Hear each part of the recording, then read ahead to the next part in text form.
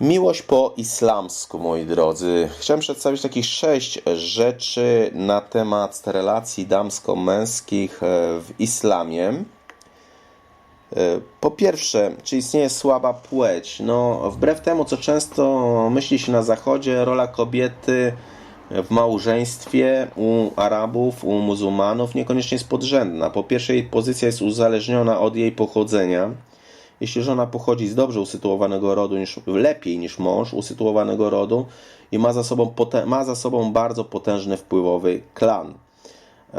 To jest właśnie taka uwaga też dla Europejek, bo jeśli ona przychodzi do świata arabskiego, to klan europejski się nie będzie liczył, rodzina europejska się nie będzie liczyła. Wtedy, jeżeli załóżmy ma za sobą ten duży klan, ma często w małżeństwie więcej do powiedzenia niż sam mężczyzna i nawet jest w stanie go sobie podporządkować. Tak naprawdę muzułmanki do perfekcji opanowały sztukę bycia szyją, która kręci głową w rodzinie i często sprytem czy małymi intrygami, szantażem, bądź też jakimś tam nieustannym suszeniem głowy, to one tak naprawdę decydują w małżeństwie, a nie mężczyzna. Kolejna sprawa dotyczy przykładowo randek w islamie. Młodzi muzułmanie nie mają możliwości chodzenia na randki w takim zachodnim tego słowa znaczeniu, ponieważ mają dosyć surowe zasady.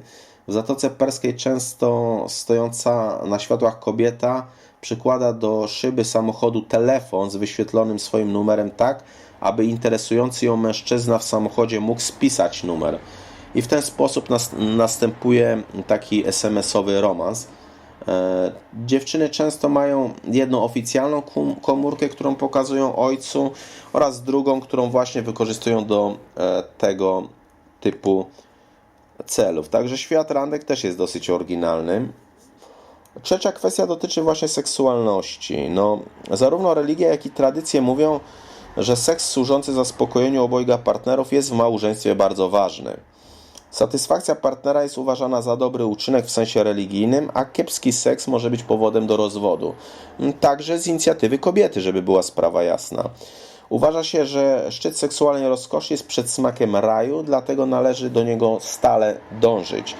Okazywanie sobie poprzez kwestie seksualne szacunku i miłości jest w islamie bardzo ważne.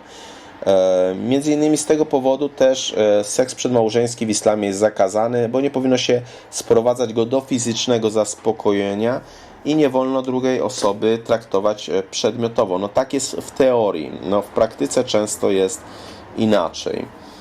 Jak wygląda w ogóle małżeństwo z miłości? Czy w ogóle takie coś istnieje? Małżeństwa muzułmańskie najczęściej są aranżowane, ale wbrew stereotypom niekoniecznie odbywa się to wbrew woli kobiety, moi drodzy. Rodziny dobierają partnerów po przeprowadzeniu szczegółowego wywiadu. Biorą pod uwagę w zasadzie to samo, co my, czyli status, charakter, wykształcenie, pogląd, wiek. Rodzice znają swoje dzieci, nie chcą ich krzywdzić, więc w przypadku oddawania kobiety mężczyźnie wbrew jej woli, takie przypadki w ogóle są bardzo rzadkie. A bywa i tak, że dziewczyna poznaje na przykład na uczelni chłopaka i pojawia się między nimi chemia i za pomocą jakichś tam ukradkowych spojrzeń, gestów, uśmiechów ustalają, że są sobą w sumie wzajemnie zainteresowani. I często jest tak, że właśnie w tym randkowaniu oni dają sobie takie małe prezenciki i w takich przypadkach, jeżeli takie coś zaistnieje, to wtedy mężczyzna ma prawo sam osobiście poprosić rodziców dziewczyny o rękę panny młodej. W odróżnieniu od ludzi zachodu muzułmanie nie gloryfikują czegoś takiego jak zachowanie, czyli tego jakiegoś szaloznego, miłosnego haju na początku znajomości. Dlaczego? Dlatego, że miłość między dwojgiem ludzi i małżeństwo uważa się za zbyt poważną sprawę, żeby się tym obnosić przed wszystkimi. I to akurat mi się w islamie podoba, że tam nie ma sytuacji, że idzie się przez miasto i jakaś laska się rozkracza na środku ulicy i się całuje i niech cały świat widzi, że oni są zakochani. A za 2 tygodnie już nie są ze sobą razem, nie?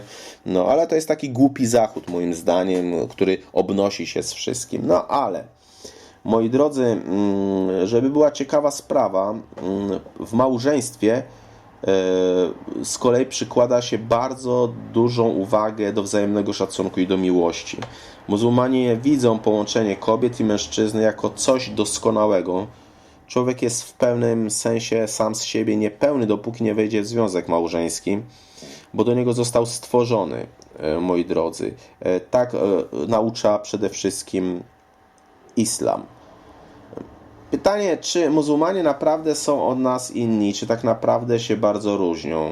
No, czy szukają księcia z bajki, czy księżniczki z bajki, czy chcą kochać i być kochani? Mi się wydaje, że w islamie, tak samo jak i w Europie Zachodniej, istnieją dobre i złe małżeństwa. Oczywiście istnieje też wielka miłość, kryzys wieku średniego, zdrady czy przemoc domowa. No ale w większości te małżeństwa muzułmańskie również się szanują i żyją. No, to jest właśnie takie coś, że my z perspektywy naszej kultury patrzymy na ich kulturę i próbujemy ich w jakimś tam stopniu oceniać, nie znając ich. Moi drodzy,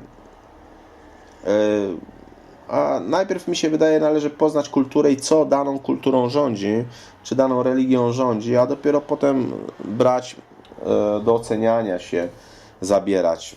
Tak jest chyba uczciwiej.